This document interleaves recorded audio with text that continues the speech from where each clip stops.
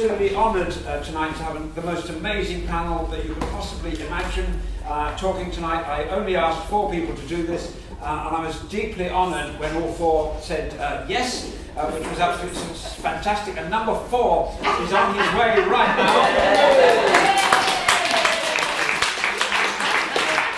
So that is really what I call making an entrance. Very good. One of us is delayed just like Brexit. Just like Brexit. So Ranjan's on the northern step tonight, we'll start at this end with John. John Corey has more than 37 years' experience, ranging from the software industry in Silicon Valley, at one point reporting directly to Steve Jobs, I'm told. He also now raises capital for property ventures. He has a comprehensive knowledge of multinational real estate markets and owns a property portfolio spanning 11 time zones. Is that right? Hawaii to Bradford. From Hawaii to Bradford. That's quite an achievement.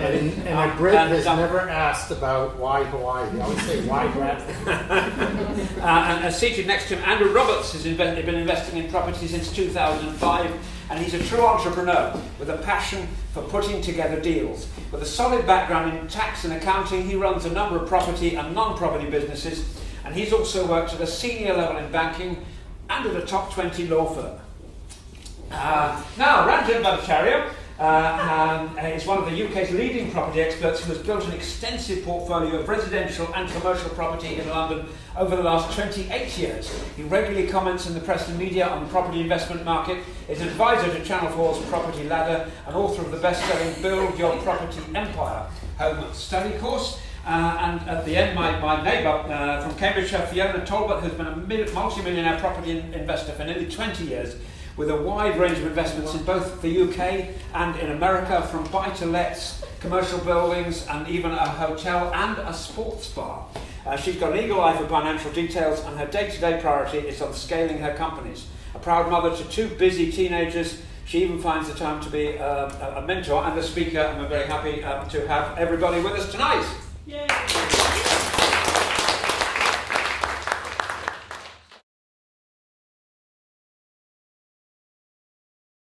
One of the things that happened in 2016, there was some kind of referendum about something I don't try to forget, and as a result, sterling kind of adjusted, so now we see a situation where for dollar-denominated buyers, London property is about 40% cheaper than it was in 2014. So there are bargains to be picked up for those who don't live in the UK.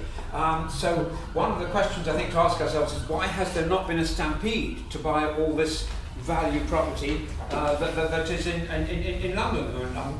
Certainly we haven't seen the kind of volumes that we might expect from a situation like this. So there is some degree of uncertainty that has stopped even contrarian investors such as myself from taking the plunge. I was at the front of the queue in 2008, 2009, buying below market, getting 20-30% off my deals, because I'm a property cycles kind of a guy. And I like to invest in a contrarian fashion, so I like to, I know John isn't a great fan of the sort of property cycle concept, but we'll get to that. In a sense, let's call it value investing then. So when the numbers stack, which tends to happen more often on the cyclical nature, in my view, then I'm out there with my checkbook. And so I was getting discounts of the kind that hadn't been seen for an awfully long time, just after the credit crash. Let's agree to call it that. But I haven't been reaching for the checkbook again because, in a sense, I think checkbooks anymore. I'm a guy who doesn't do online banking, and so I'm from that sort of from a different generation.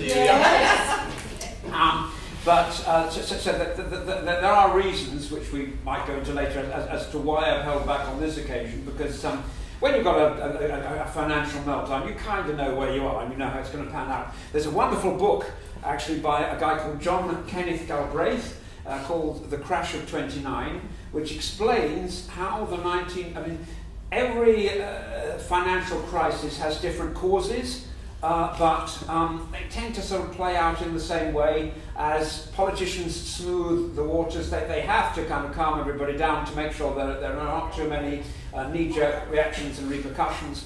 They do this in similar ways. They've all been to public school, which interestingly in England are private schools, and so they've all learned history and they all know how to sort of do this. So these things tend to sort of repeat. By coincidence, I was reading J.K. Galbraith's book. He's a fabulous author, was a wonderful economist. And so in order to work out what was going to happen in 2009, 10, 11, I just looked at what happened in 1930, 31 and 32 in his book, where he sort of described in great detail how it was going to pan out. And that really helped me on my sort of investment journey. At the moment, there are more... Oh yes, you missed the little announcement at the beginning there, Brendan, about telephones. There are more factors at play now than I've seen in the whole 38 years that I've been investing. So I'm holding off a bit, not so much because of the outcome of Brexit, because of possible changes in Westminster, which might lead to an administration, shall we say, that is far less friendly to property investors than we've seen for a couple of generations. So I think, and I think that's perhaps something that has caused overseas investors to hold back on London rather than the whole Brexit thing. That's just my personal opinion, and we'll discuss that again later. But I've taken my foot off the gas for a bit. But next year I expect to be going full pelt. So that's just me. There's also a situation which we find in the prime residential, and here we are in the middle of prime, probably super prime part of London, in that you don't tend to get many distressed vendors in these kind of markets. So when markets do take a bit of a tumble, when properties take a bit longer to sell, when there are market corrections in places like this, in places like Cambridge where I invest, in the other place, Oxford and so forth, people just pull their properties off the market. So the market sort of contracts and they wait for things to correct. Nonetheless, there were superb bargains happening after the credit crunch because everybody was in a real tears then, and it was possible to capitalise on that. But we find now that the only people who would actually put stuff on at the moment are people who are experiencing the traditional things of bereavement, divorce, inheritance, these kinds of crisis opportunities that happen for some property investors. Another question is this, I'm just posing these as questions now, which my fellow panelists will answer probably at 8:15. UBS recently looked at 15 major cities all around the world, and they ranked London number 1 on what they called a bubble index with a score close to 1.9, which is really, really high. They observed that between 1985 and 2009, whenever this particular index exceeded the score of 1, and we're way above that now, there was a real price correction of, on average, 30%, which would begin within 3 years, and that's with a 95% certainty level. We've got the situation now where your average Londoner is earning, maybe £35,000 a year. It's maybe taken them 6 months or something to save up that deposit. At the end of it, they're going to find themselves able to buy, say, a third of a property. So there are real affordability issues here in the marketplace, which over the length of time that I've been investing, we haven't really seen it get quite this bad. So what happens when something like that occurs, when there is a situation like that? Normally, overseas investors pick up the slack, but if they're not, then we might be heading for some kind of major price correction. That is a possibility at this point in time. We might, these are all possibilities, we might be in line for a base rate cut. And what would that mean to us as investors? It would certainly mean that it was less expensive to buy these super expensive properties. But again, would there be an appetite, and how long would that take to feed through to the general market as such? And then there is this Brexit thing. One thing that hasn't really been discussed about Britain's possible exit or not from the European Union at some unspecified future date is the right to rent checks. How will this obligation upon property investors to check the legal rights of their tenants to be in the properties, how will that affect citizens of the European Union at a point where the migration rules will be changing? So this could massively reduce the potential tenant pool, which again might have an impact on investors in terms of lengthy voids and this kind of thing. The wildcard climate change, which is a favourite of my friend Fiona here, is something that many scientists believe, probably the majority of scientists believe, is on the way. And we've denied this for many, many years. Things are sort of changing. We are seeing some extreme kind of climate events now. We are seeing ice caps melting and this kind of thing. And you can go online and you can find maps of the UK whereby you can map what would happen if the sea level rose and how many bits of it would be an island. I'm based, my investments are in East Anglia, where probably about a quarter of it disappears underwater. And for example, my friend Fiona's a town here of Ely becomes an island surrounded by water. So all those buy-to-lets, they have to swim to work in the morning and this kind of thing. So that potentially might be an issue moving forward. There might be sort of migrational effects that happen as a result of that.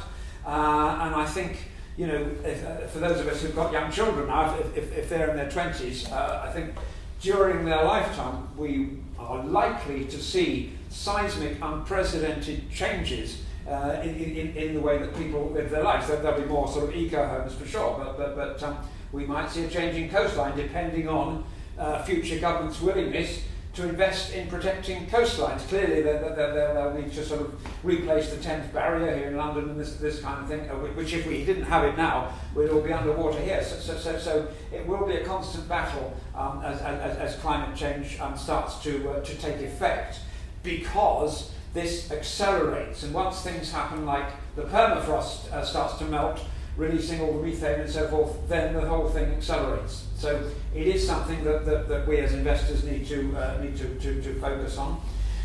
We've seen corporate landlords taking over the sector. This has been, as I travel around the country doing talks, I pull into railway stations and I look out the window and I see lots of new buildings, very often close to railway stations on land that had previously been idle. It's certainly the case in my local Cambridge, where we have a £1 billion investment that's nearly complete.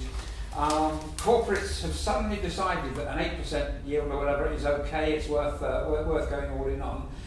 They're doing deals with educational establishments whereby suddenly all those student HMOs are empty, and obviously that has a knock-on effect on the residential buy-to-let market. I was coming on the train to London today, just crossing Holloway Road in London. There are masses of student accommodation, in almost like a whole city there, built trackside, which impacts the kind of smaller landlords who have already been affected by tax changes and changes in legislation like that. So that is another thing that we have to look at. I mean, where is, for example, where's the corner shop? They're not around anymore, and they've been taken over by all the Tesco's and Sainsbury's and Asda's and other brands are available. So that's a thing. Modular housing is another factor, something else that's on the way. Prefabs are more popular, perhaps in Scandinavia than in other countries, but increasingly it's great to have everything arrive on the back of a lorry and all be erected in a week. Shops like Tesco when they build the small ones, they call Tesco Express, I believe, when they put their small shops in, they're increasingly constructed in a factory somewhere else, and they're brought in and slid in a day. That they just sort of measure up the unit and they're good to go. But we're likely to see similar revolutions like that in housing, in the way that our things are built. We might even be 3D printing houses. So I think we're going to see real changes in the way that accommodation is physically put together. And as I mentioned earlier, I think we're going to see far more eco-friendly homes. I think it's going to be a matter of necessity. So, for example, gas will be out, won't it, within a couple of decades, and this kind of thing. And so big changes as far as that is concerned. And taking houses as well. And tech. Oh yes, smart houses. Yeah, tech and smart houses are going to make a very big difference to the way we lead our lives too, and that is, this is the decade where all this stuff is going to be happening. We've just sort of read about it in kind of science fiction books up until this time, but the technology is there and the will is there to implement all these kinds of things. We're all driving around in our electric cars now, those who don't have push bikes like me, and so these kinds of things are going to happen.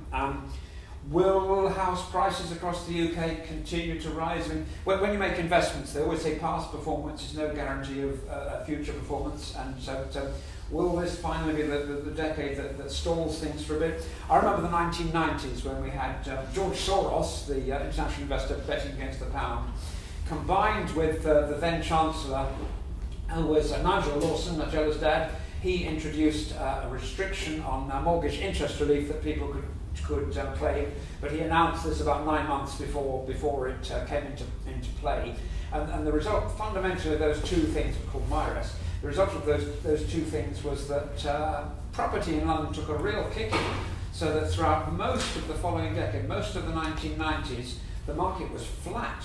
From about 1990 till about 1998, all my investment decisions could have been done on the back of a cigarette packet if I was a smoker, but in my case, at the back of a postcard.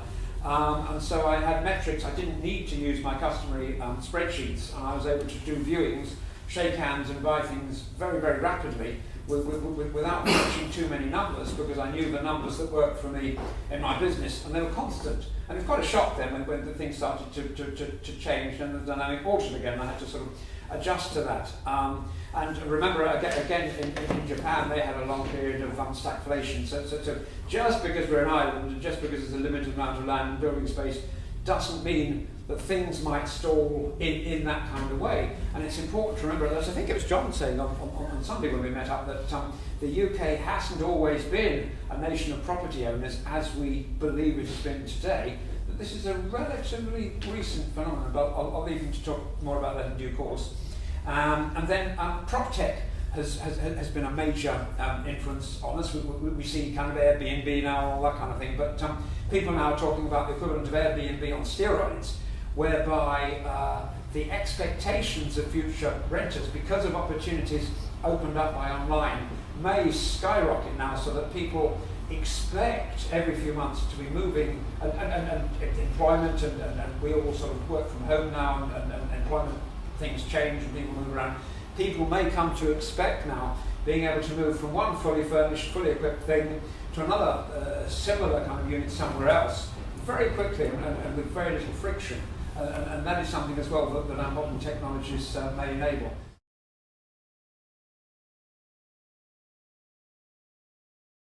I don't consider myself a political pundit or, someone like Rob that puts a lot of his opinions on politics, economics, all that kind of stuff online. So, what am I doing here? I'm a director of a property company.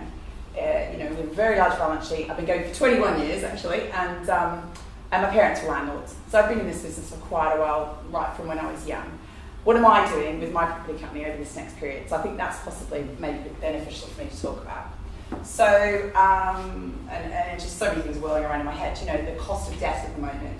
So I refinanced £5 million worth of debt, part of my debt, in September, and I got 3.19% with Foundation Home Loans. Actually, I rinsed them out.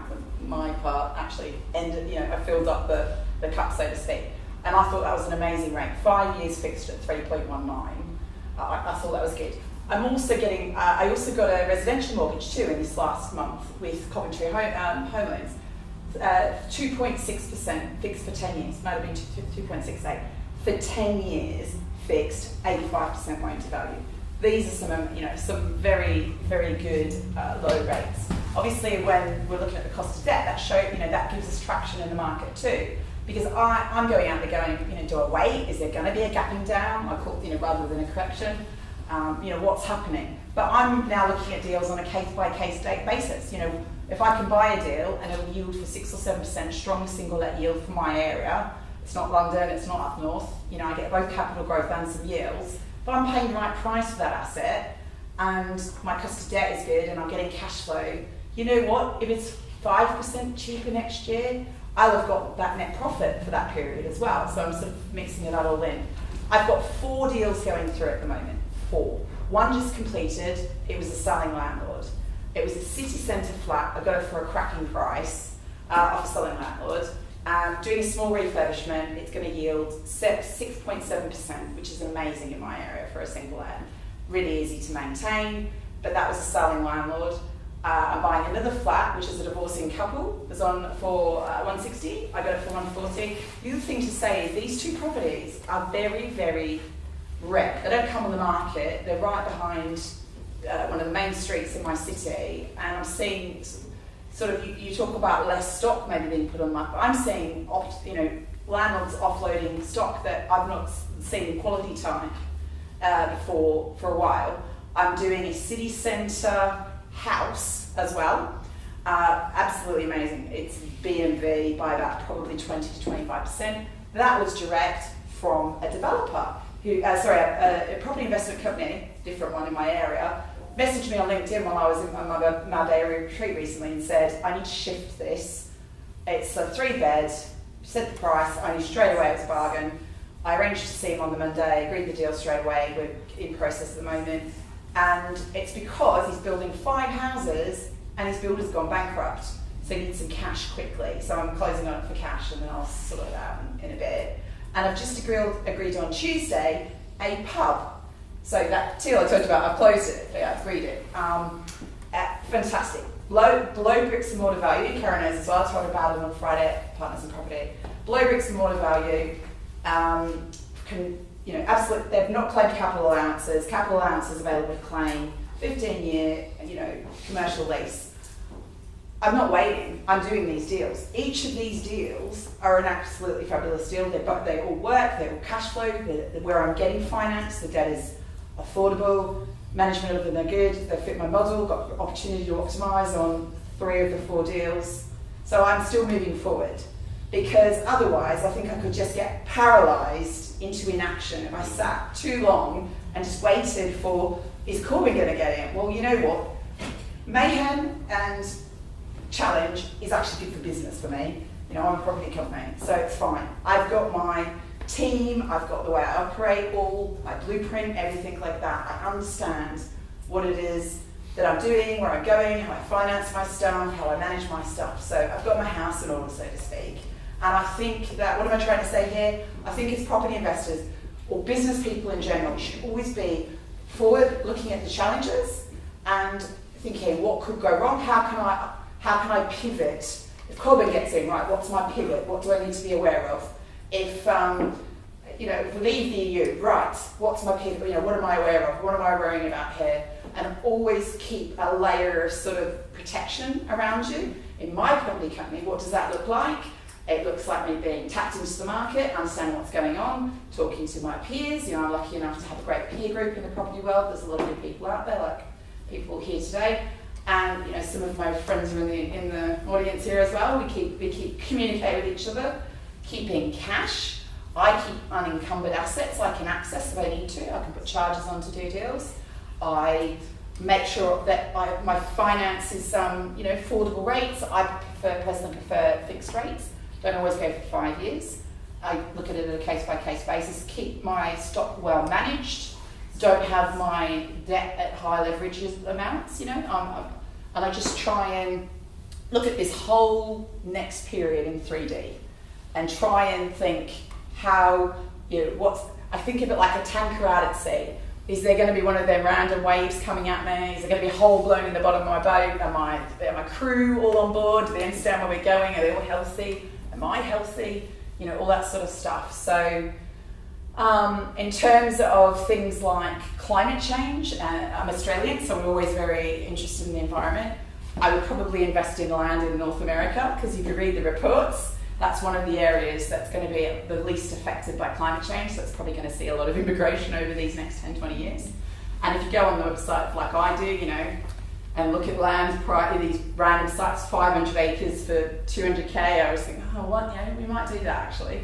So I'm not too hung up on things like how that's going to affect my portfolio at the moment.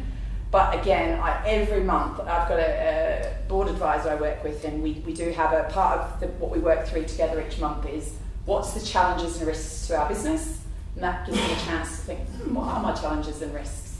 You know, if Corbyn gets elected, how's that going to influence? It may create some unsettlement. Actually, again, back to that's good for business because I'm a value investor. Am I getting a good rent? Am I paying a good debt price on that asset? Have I got opportunity to optimise? You know, can I get capital allowance claims like in this pub that I'm buying? You know, it's magic. It's dreams of property investor dreams are made of when you say, you know, you claim capital allowances and they don't even know what capital allowances are. So yeah, I think by taking that's 6 minutes. So you're free to ask me questions in the break or in the panel.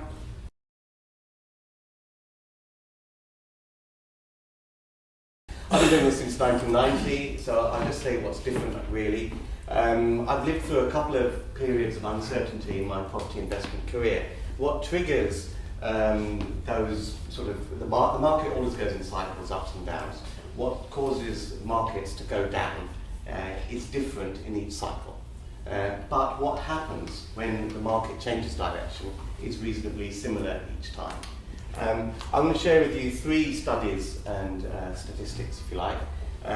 One of them is from Savills, who put out a bit of research earlier this month, saying that the housing market in the UK today has never been so uncertain since 2009.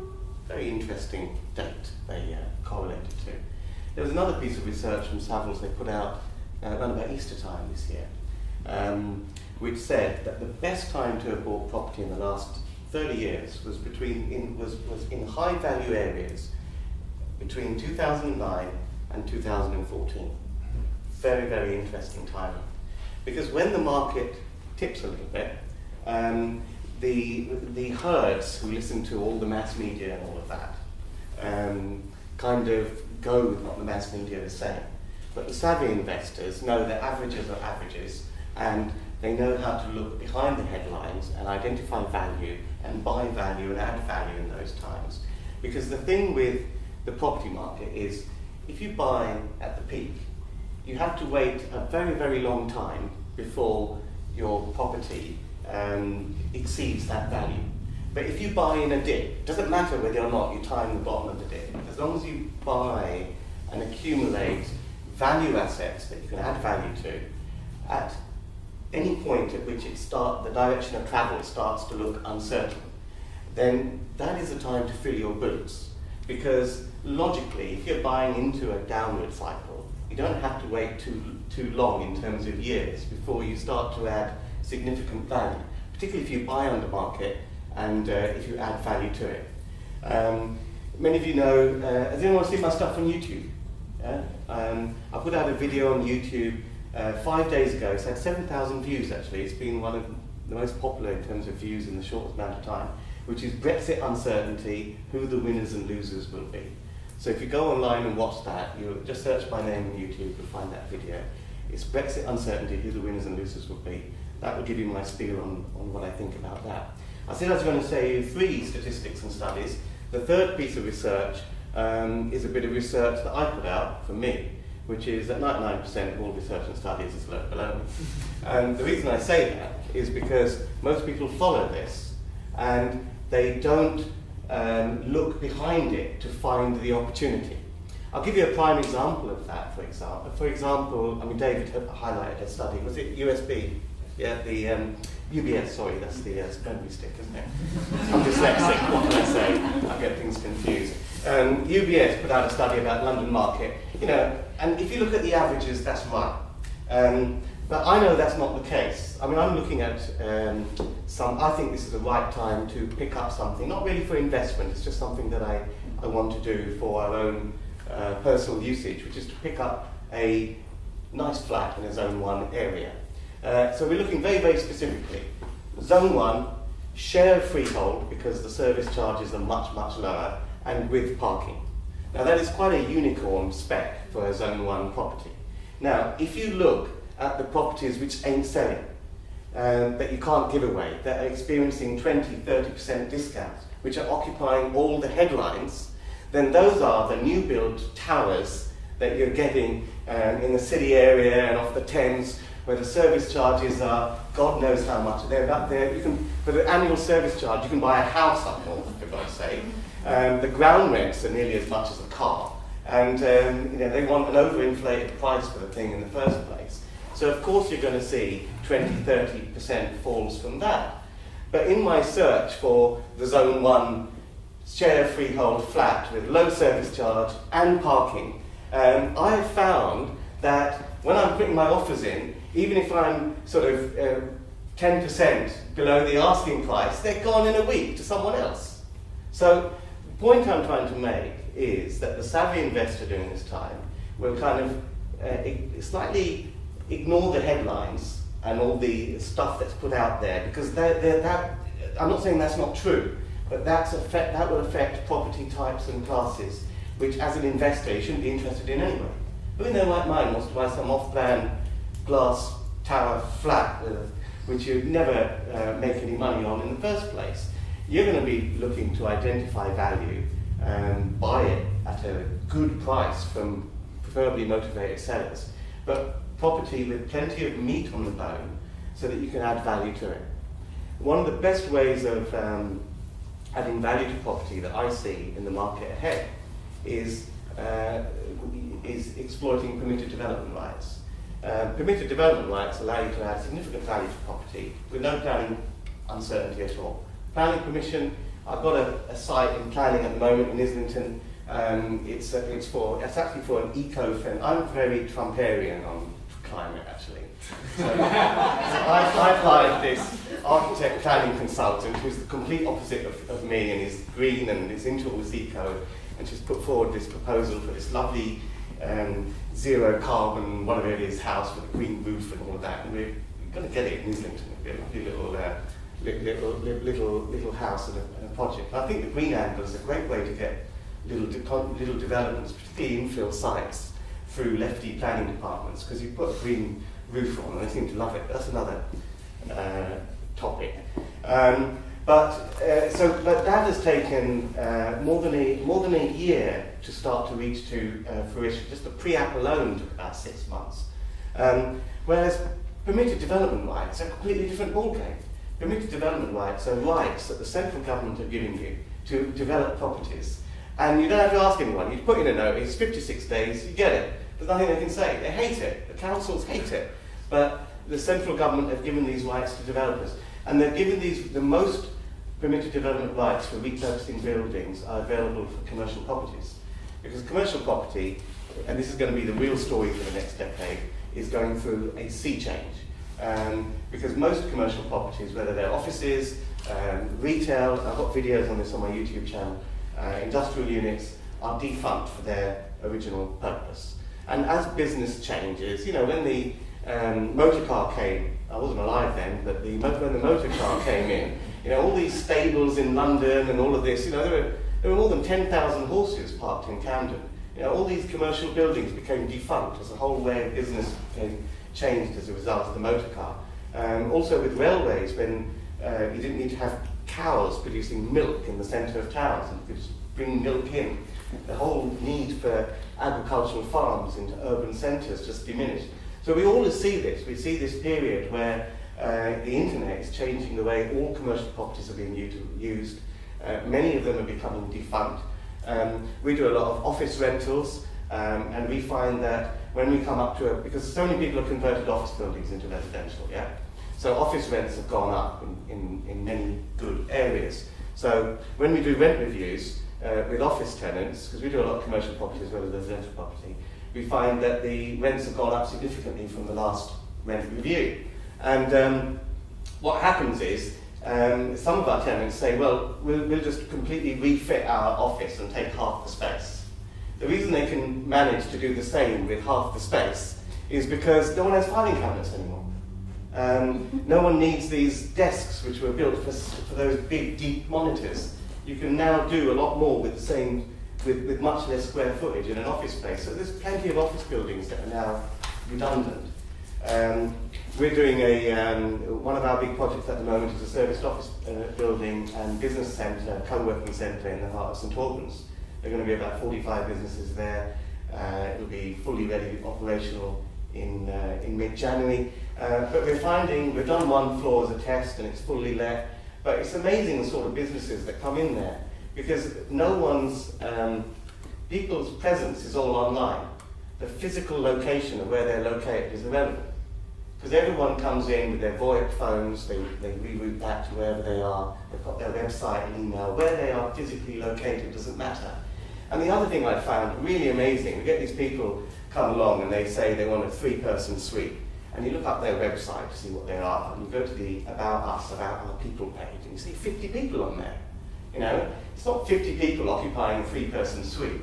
It's all virtual teams and collaborative workings, and it's just a different way of doing business now. So as a result of that, many commercial buildings need to be repurposed. Many of them are unfit.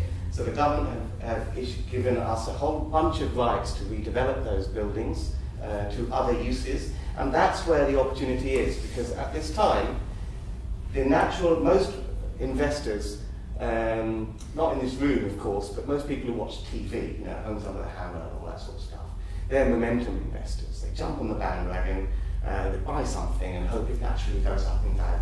That's a load of baloney, isn't it? I mean, in a time like this, if you expect the market to go down a little bit, as it will do, there's no point buying stuff at market value. It's a complete waste of time.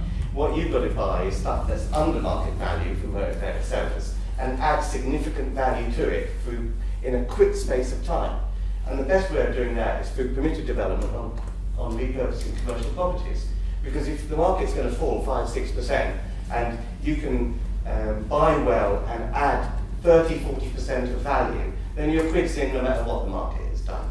Now, how do I know this? Well, I did this, same sort of strategy, but not with PD, in the 2009 to 2014 period and in the early 1990s period. And I've done it a couple of times in previous cycles, and now I'm ready to have some fun in the next one, because I think I know what I'm doing, because I've been there a couple of times.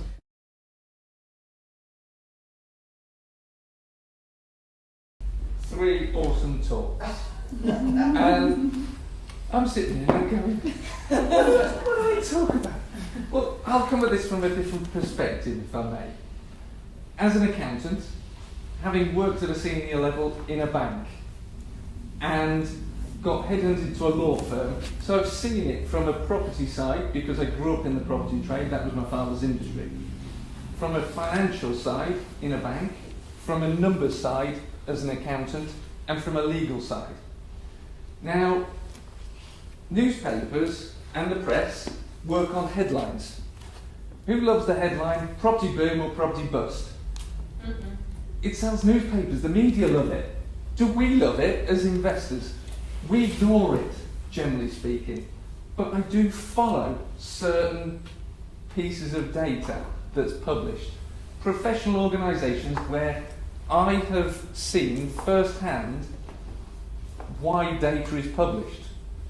And I follow RICS, Royal Institute of Chartered Surveyors, because they are a barometer on the market. The reason they're a barometer on the market, and in December they'll be publishing what I call the State of the Union Address, their forecast for the next 12 months and 3 to 5 year window. And that is important because that sets the tone for the valuers who come in and value buildings for those people who want to borrow money. So if you're not following that trend, that is an important trend to follow. Last year, they said prices will be flat or negative. Fiona's telling us she's buying stock cheap. Ranjan is saying he's buying stock cheap because we're on a downward cycle. RICS got it right 12 months ago. Why did they get it right? Surveyors have professional indemnity insurance. If the surveyor turns up just 20 grand more than the last person bought it for 3 months ago, the bank is going to smack them in a few years' time if that property gets into any trouble. I was there working for the solicitors, actually seeing how they identify cases of mis-selling or misvaluing. Therefore, that is a good barometer to watch, the RICS survey, because surveyors will jump up and down about their professional insurance premiums if they go up, because it puts them out of business. So that's a technical piece of data to follow. and an indicator, and I believe the next report will be saying very similar to what the last one did. Prices will be negative or down. I talk to a lot of agents across the UK because I have stock across the UK. They are all saying stock is between 5 and 30% down. It's following a trend. They're seeing valuers rejecting or deals falling over because values have downvalued and mortgage offers not being honoured. Therefore, it's an opportunity for us as investors, if we've built ourselves a cash pile or managed our assets so we've got an unencumbered one, to buy additional stock at this time, because the cycle is down, and as Ranjan quite correctly says, do you want to buy at the top of the cycle to wait to go down the cycle and come back up, or do you want to buy halfway down or towards the bottom because you've got less distance to travel before you get into profit? Going back to data and looking at trend lines, from the data I monitor, from many sources, the trend line is actually above pricing. Now this comes back to affordability. And if we look at affordability of property, and I've got youngsters, sort of Nina's age at the back there, who are aspiring to get on the property market, banks are now lending 5 times earnings to help you get onto the market. Do you think banks will lend you 10 times earnings and increase the term to 50 years if prices keep going up? Or do we actually need a market correction? So I believe we're in a position of market correction to balance that affordability, because we as investors are one section of the market and we account for around about 20% of the stock. You've got the social housing, which is another 20%, and the retail marketplace 60%. If 60% of the market can't afford, that disrupts the market, that disrupts prices. Therefore, we need to monitor data to see where we're at. Now, I monitor stuff on an economic macro and micro level, and Rod and I were talking a little bit earlier about this. My personal view is, as a UK, we're an island, and we like to think we're in control of our destiny. Go Brexit. Well, I agree, John. But are we? Because I'm looking at data, and I have multiple businesses in property and out of property, as David said. And Germany is one of my business partners for my non-property business. Germany is in recession. Is that going to ripple over here? Of course it is. America is stuttering. China is stuttering. Globally, the markets are stalling. We look at our own economic data, and the most recent data was they were predicting a slight fall in numbers, but actually we've come out slightly above, which means we're not in recession in this country. However, we are teetering on the edge as a small island, and I would liken it to, there's a hurricane passing by and we're just caught in the wind as it passes by. We're affected by America's interest rates. America dropped its interest rates. Britain has said, we're going to hold steady. If we hold steady, that's good in one way but bad in another, because money moves across international borders. We as small people might not do this, but institutions move that money. And if money is flowing across borders, is it coming into the UK or out of the UK, David? How is it coming into the UK, and what's it being invested in? Is it for interest rate arbitrage, or is it into real estate? So we need to look at this data. And I would also look at the data about stock. Now, a really great indicator of stock and how well it's shifting at any particular point in a cycle is, are Kingfisher, Homebase and others doing well? At the moment, they're reporting sales up, and it was by a ridiculous amount of billions of pounds spent on home improvements, because people are choosing to stay where they are rather than sell. That's another prime indicator that stock is not coming onto the market. Therefore, stock that does come onto the market has more of a pain or a problem. Therefore, we can achieve greater discounts at this point in time, because you're only going to bring the property onto the market if finance is drying up because of worldwide finance, and interest rates are not going to move terribly out of line with global interest rates, as much as we might think they would. They won't. Therefore, it's going to give us opportunities as investors. Now, looking further down the line, where does this take us? Well, Brexit, Brexit not, Brexit what? We don't know at this point in time. But what we can do is forecast. Are we going to go back and live in caves? Are we going to move our businesses onto market stalls again? Not really. Are people still going to go to work, have jobs, want goods and chattels because we find them appeasing to us? What we need to do is look at what is changing. Cycles are getting shorter. Technology is changing processes. I remember a long time ago, people said, when I was much younger and in my schooling years, that computers were going to make us all redundant. They now create more jobs for people than ever before. Industries have grown up and mushroomed. Who would have thought 10 years ago people could have a job as a social media marketeer or engineer, as they call them? There wasn't even an industry there. What we have to do is look for trends and spot opportunities and move there. But I won't go into John's territory of tech, because that's your field of expertise. But I believe we need to look at where markets are moving and forecast and predict. And that's one of the things I like to do, monitoring data and forecast and predict.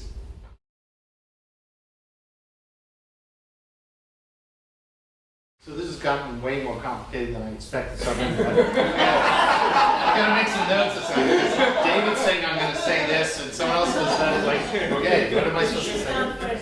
No. This is sort of easier because then I can say we'll wrap it up to go to the break, right? So when was the peak of the UK's power in the world? Strongest currency, strongest military, top of the world. Exactly, 1908. It's been all shit since then. Now, almost. Would you have wanted some property at 1908 prices in London now? Yes. Right? So it's been all declining since then, and you'd still want to own the assets. Okay? Why do people have houses? It's to live in, right? What is the population doing? It's going up. So do we need more houses or less? Or less people. Well, the Nazis tried that. It didn't work so well. So we just announced today that we're going to remove the immigration barriers. That was just published today by the Conservatives. We're not going to have a cap on immigration, because that is what was important in the Brexit vote, but it's like number 7 on the list right now, and the voters can't think that deep. So we're back to economy or whatever. Immigration is no longer the issue. In fact, it's particularly a problem because we get older. I'm probably the oldest in the panel. And the NHS can't get any workers. So you can either go somewhere else for your medical treatment or bring the workers in. We just won't get the cheap ones from Europe. We'll get the expensive ones. Notice we have Australia to America on the panel. So when was this country a nation of renters? David said I had to answer this. Turn of the last 30s?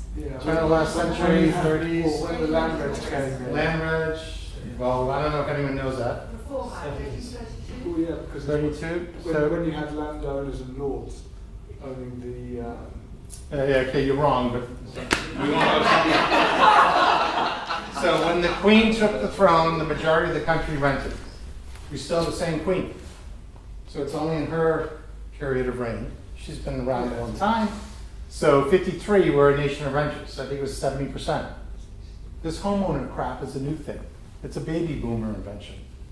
But most of us, the baby boomers, are younger, so that's all we remember. So we think we're a nation of homeowners. It's how you tell the story. It's sort of like how he was saying, if you gotta look at the data, and then actually Ranjan talked about it, you're gonna ask, like, yeah, but what is the backstory to the data? So I could tell you text stories about how things really happened, and then there's the summarized version in the latest book or something. How many people lived through World War II? Probably next to no one anymore. How can they get a whole 7-year battle into, war into one book? They leave a lot of the data out. And they just sort of skim over the stuff. Right? So you have to be careful about what you believe. And if you ask the wrong question, you'll end up with the wrong answer. Look at the Brexit vote. What was the question? Do you want your independence? No one's ever going to vote to be a slave. It just doesn't make any sense. I mean, there's a state in the US, the license plates say, live free or die. They'd rather be dead, right? It's not how they vote. So change, as Fiona talked about, is actually one of the keys. And so, in fact, the whole panel talked about it. Now, who in here has bought the UK property market? You traded the UK property market, bought or sold. So you have? How did you do? By buying a property.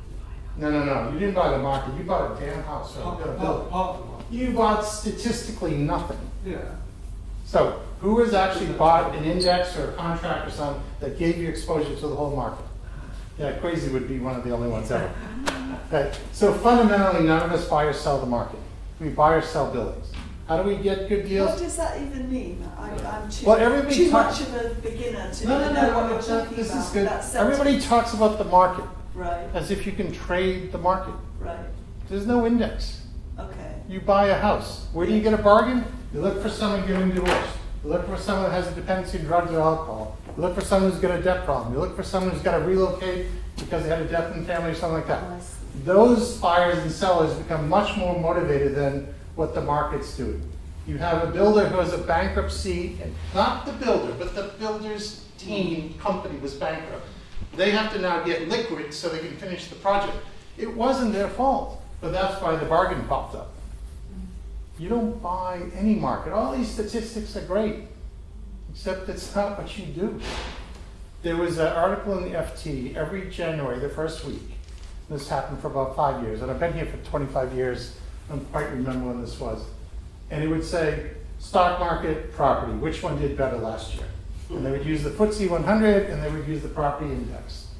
And it tends to be neck and neck, and stock market won this year by 1%, property won last year by 2%, whatever. And then one year they published an article saying, sorry, we've had it wrong all these years. So we're comparing a complete cash purchase stock market index with a house where no one buys houses with just cash, or most people don't. So if we recalculate this based on how people buy houses with a bit of debt, every year housing's won the contest. We've just been misreporting it for 5 years. This was like on the front page of the FT in the Saturday section, the first week of January every year, and then they had to say, sorry, we got it wrong. But for 5 years, if you believed what they said, it's false. So don't buy the markets. This whole cycle thing, you're buying deals. If you get a deal at 20% off and the cycle's going down or up, like who the hell cares? Especially when you have positive cash flow and you've locked in a 10-year contract on the interest rate. It's like, what is your exposure? If the market crashes around you, you buy some more, right? So you have, Hallelujah. I give you hallelujah. say amen, yeah. We'll do the whole American thing. So Philadelphia has some real bargains right now. People are buying like houses, 2 and 3 unit houses for $70,000. How many here in London is going over there? Right? None of you. And then very few Americans are buying in London because like, that's Britain, isn't that like over the water? Even though it's 40% off.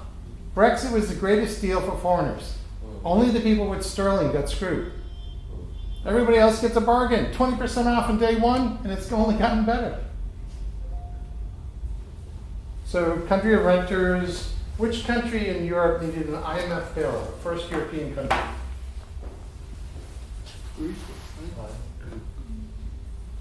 We have Greece, Ireland, Greece. First country in Europe.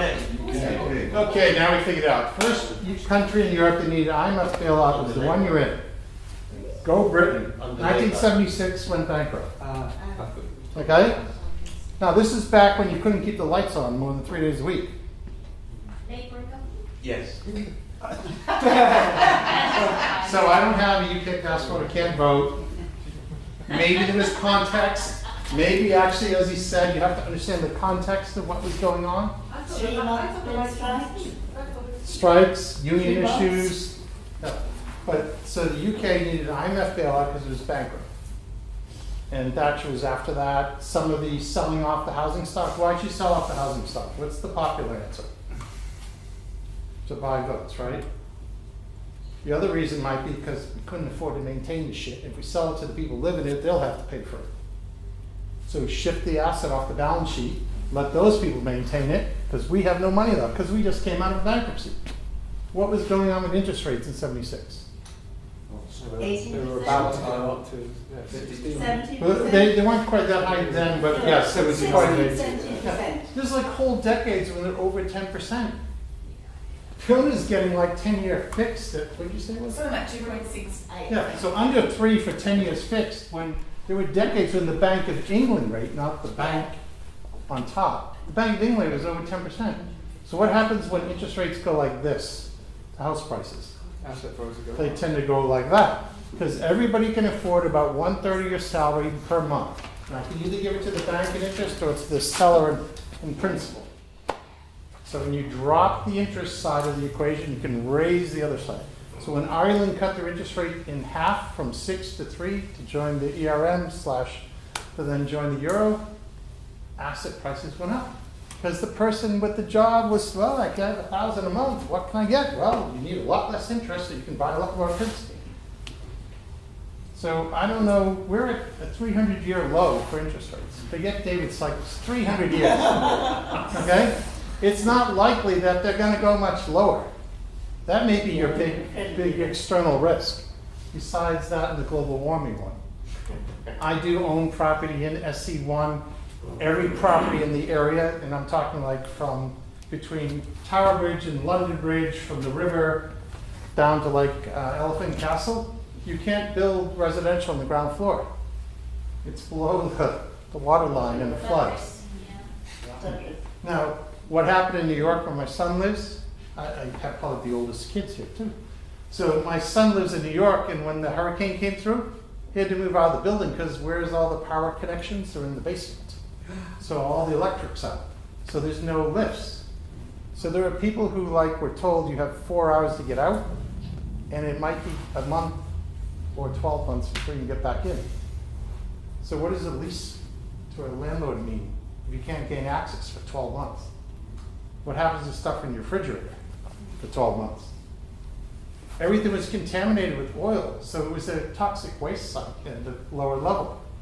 So you couldn't get any clothes, you had no computers, you were working from home, and suddenly your office is gone, and all your equipment is gone in your home office, because you're not allowed in. It's still there, unless the crooks came in. But so, deal at the time. Talk to Rod, talk to a few others, talk to Fiona in particular. Don't get so worried about the big macro stuff. Shit'll happen, has for a long time.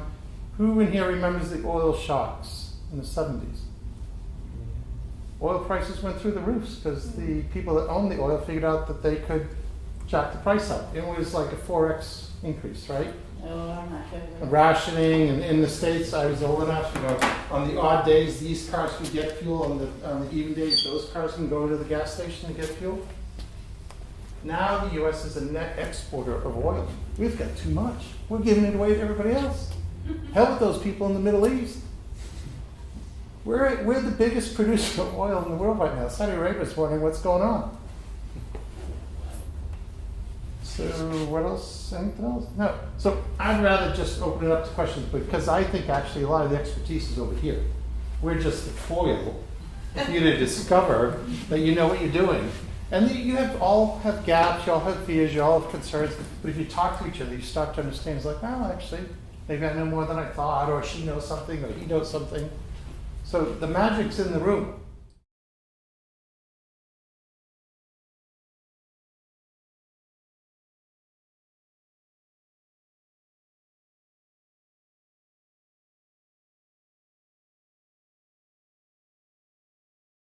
let's not also forget that governments are very indebted as well post-credit crunch, so they can't afford to let it rise too high either. But what Wait. So more than half this country has no debt on their houses. Tends to be an older group, but basically more than half of the residential homes owned by the person have zero debt. We could put interest rates to 50% and it won't affect their house. They have no debt to service on the house. Second of all, governments are locking in things with long-term bonds. Unlimited maturity bonds, 10-year bonds, 30-year bonds. They're not going to get a big sticker shock if rates move. It does matter, they're constantly churning, but don't assume that the world would just keep rates low, just because it would be ugly if it wasn't. We had ugly. What was it, Nigel Lawson? He raised the interest rates by 3 percentage points in an afternoon. It went, I think, 15 to 18% in the afternoon. That was to try to defend sterling. Found out he couldn't do it, ran out of money, Soros won, and a lot of you lost houses. I would say that there's a fairly unique circumstance happening, and the thing that's changed now is that globalization has meant that if you look at the G20 countries, the interest rates do seem to move in sync. So what you would be saying is that we would be out of sync with every major economy. Or they all doesn't move. seem to, yeah, so what we'd have to have is all the G20 pretty much going in that direction, which is upwards. And at the moment, over the next 5-6 years, there doesn't seem to be anything that's there that would cause all those countries to change direction. The days of the one country, one major economy in isolation is that much out of sync, I think are long gone because of the way we also interconnect. You could also hedge with overseas mortgages as well, in theory.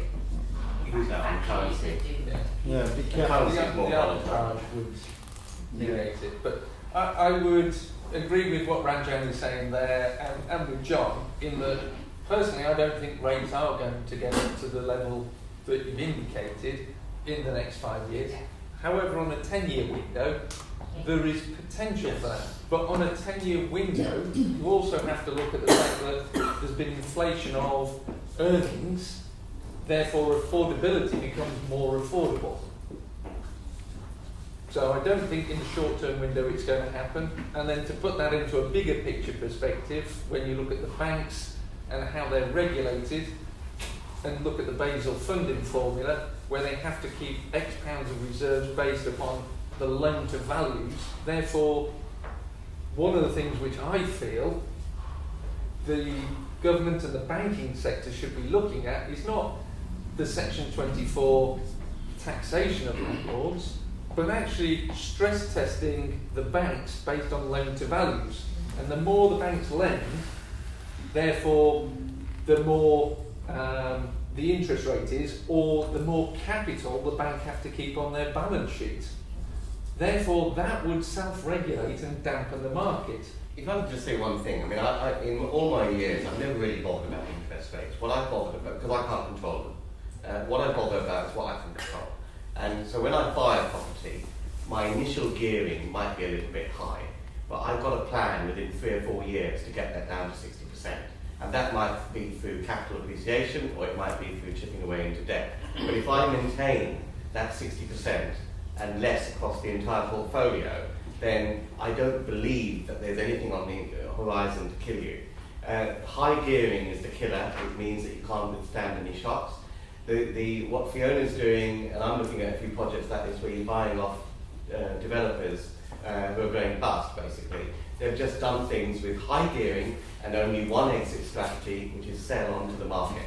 If they did their projects with lower gearing and with alternative exit strategies, like I'm working with people who, one people I'm working with, they have just built some new development in Reading, but because of the way they've funded it, they're able to, they're not selling basically, but they are able to refinance it and keep it, and it's a good rental investment, and you can just bat it out for another 4 or 5 years and sell it later.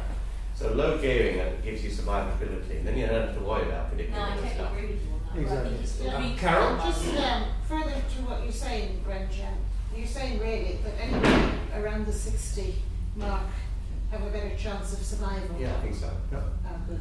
Chance. So There's always a chance. Yeah. notice it's chance of survival, and partly, I'll tell you a real quick joke. So I'm in the woods with Rod, and there's a bear. I don't have to outrun the bear, I have to outrun Rod.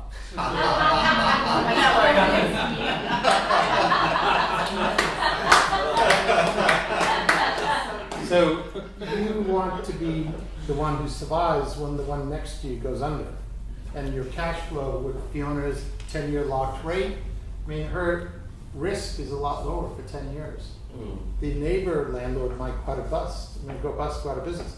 When prices fall, you'll notice that rents rise. So the landlord wins with falling prices because the rents go up. The landlord wins when rents go down because it tends to mean prices go up or the yields go down.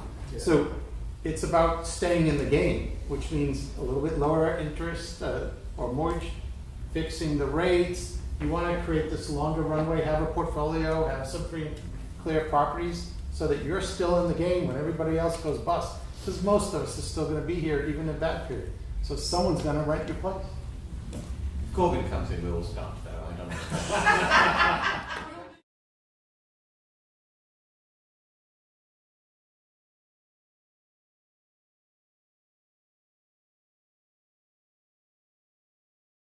So what's the actual problem that he's getting squeezed and can't afford to service the loan? No, they're pulling in the So can Yes, he but- refinance it against Well, the asset?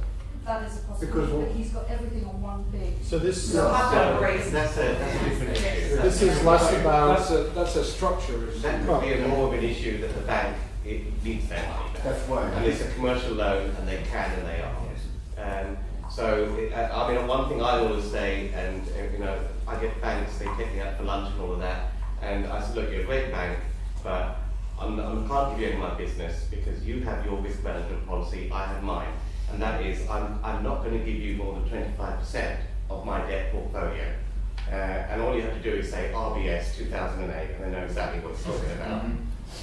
So they won't be able to pull the loan unless it's in the contract that he signed. So you need to read your contracts. And it is in commercial contracts. Yes, Well, exactly. buy-to-lets, it isn't it? Yes, exactly. Generally by the way, it wouldn't be, generally commercial would be, but he should have read that, or his solicitor should have told him to read that. Because once a year, they can revalue the portfolio. Yes. And it's a bit arbitrary, but it's what he signed up for. So the conclusion is to have several lenders, is that what you're saying right now? Yeah, you've got to split your lending. You can't be Slave to one lender. well, that's what I've done. I just don't want. I was really scared, particularly in 2008, 2009, with all the stories. Lots of friends who had RBS loans. RBS was in serious trouble, and they called the loans in because they could. I had some RBS loans, but fortunately they were very old loans from 2003.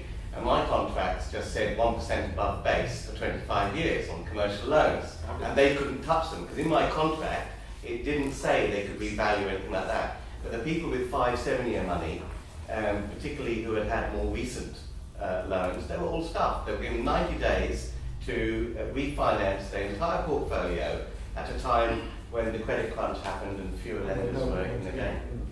I've got a couple of very good friends who are based in Lubbock in Texas, which interestingly enough is the town where Buddy Holly grew up. Back in the credit crunch times,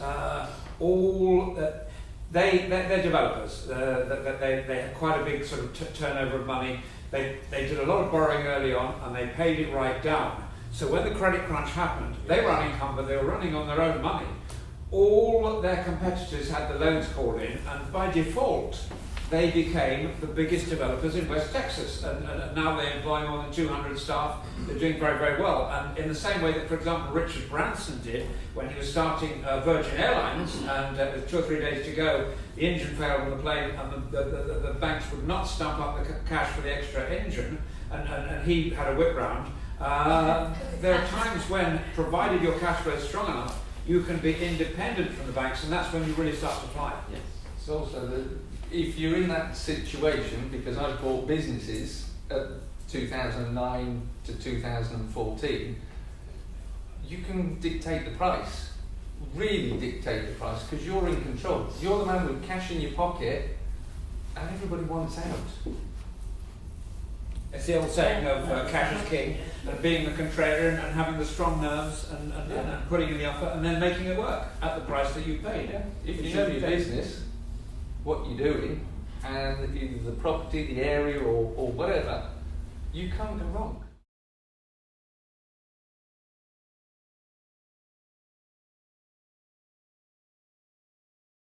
Possibly private tenants being able to buy, having first refusal to buy the properties at, say, a third discount to market. Do you think it's realistic they get that through within a term? Yes. Okay. So they might get that through, but whether it would survive a challenge in the courts later. But do you have a decade to wait to find out? Yeah. You could have the caps rent, you could have other things. Now, it doesn't mean that everything that Labour wants is wrong. It just means that the popular vote will elect Donald Trump. He's going to save America. Like, almost nothing he says is true. But, you know, what has he done? Yeah. Other than try to do some illegal things. I think I was having the debate earlier, and the point is politicians will say whatever they can to get themselves into a 70 grand a year job. Once they're in the job, they'll go, well, it was my colleagues over there who stopped me from doing it. They blocked it. Therefore, It's obvious to me some things like they're not going to just close all private schools because where would they find the $9 billion to build the replacements for 600,000? They're not financially literate. You're assuming there's some financial literacy there. So we know some nonsense as well, trying to extrapolate which ones are genuine threats and which are just nonsense. I think when I talk to people, and what I find amazing is that I find very few people who are successful, not just in business, but also in professions, who aren't thinking about leaving the country, basically. You know, I know of people now who are out there scouting homes in Portugal, in my circle. I do. So, you know, there's going to be an exit, because if you think about it, you know, personally, I do business and entrepreneurial activity because I enjoy it. If these bastards are not going to make it fun anymore because they hate us, basically, then you will go where, if you're in an abusive relationship, what do? You get out. If you're in a country which is completely abusive to you, guess what? You know, there are loads of countries out there, and then 10 countries where you can just walk in and get a visa, passport, and favourable tax treatment. Here's the hidden secret, right? Any country is a tax haven if you weren't born there. London is a tax haven for people who weren't born here, because Britain attracts high net worth people from around the world. In the same way, you can swan into countries like Malta, Portugal, Canada has a system. There are loads of them that have very, very favourable tax rates. So you will go where, if you are being abused in this relationship that we have with our government, with the state here, then you will go where you are treated better. And there is a whole list of places where you can go. I was on a TV show a couple of months ago, and this question was asked, and there were 4 people on the panel, and everyone on the goddamn sofa said they're out of here. Hurry up with the runway in Heathrow. I was having a rummage around in the attic the other day, and I came across my parents' passport. That was from the middle of the sort of Wilson time in the 1960s. Exchange controls, 50 quid, you had to stamp in the back of the passport. And I remember 98p in the pound, top tax rate. I remember the winter of discontent with big mountains of rubbish, 3 mountains. So wait a minute, did people hear that? 98p on the pound. The top tax rate took 98p out of your pound as the top tax rate. Now, I think we flip this on its head based on what Oliver has said. Because Oliver was saying, what happens if Corbyn gets it?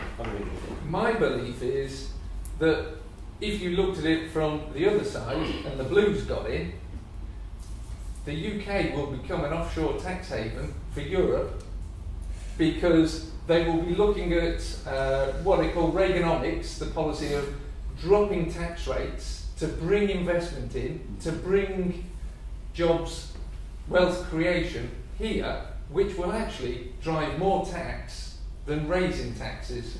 And on that point, I'm afraid we'll have to leave it. Thank you to everybody for coming along tonight. Thank you in particular to the panel for helping out. See you again.